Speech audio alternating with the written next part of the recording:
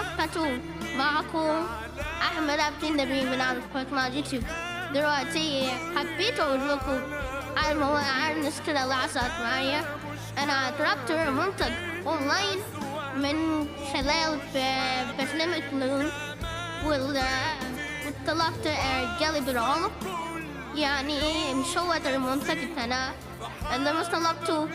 والمشكلة مش في كده برضه، بعت لي مندوب بشتغل معنا كلمة وعادي يتعوق على وجدتي، وعادي يتكلم معه ويهزر ويدي ما يصحش، يعني ما يصحش الدوامة ده. فالمشكلة بدت مستمرة. وبرضه بكلم خدمة العملاء تنيمني مش 30 درجة لحد. فاهم؟ أنا دفعت 699 جنيه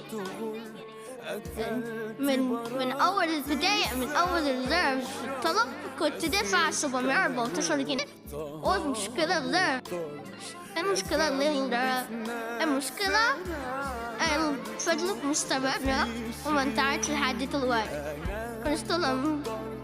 وتركت استرجاع المنتج يوم الاثنين.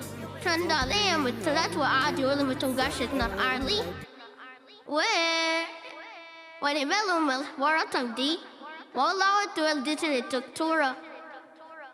للدكتور راح عرضت اي اللي مالهم والمنستك والله ولا ولا اللي انت. والله يا باشا ما انا بقول لك عشان تقدر ظروف لا بتقدر تعمل اللي بتتعامل معاه.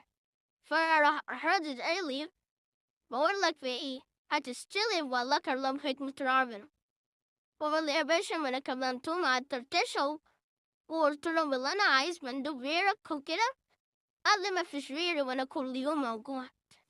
ودي كانت اول حلقة من المشكلة اللي حصلت معي. تابعونا الجزء التاني. السلام عليكم ورحمة الله وبركاته. سلام.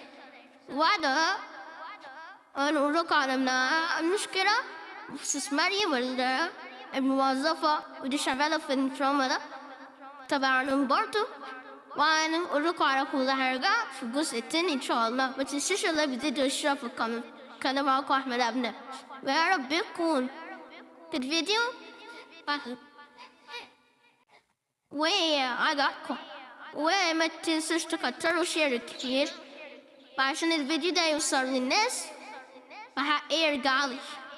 والسلام عليكم ورحمة الله.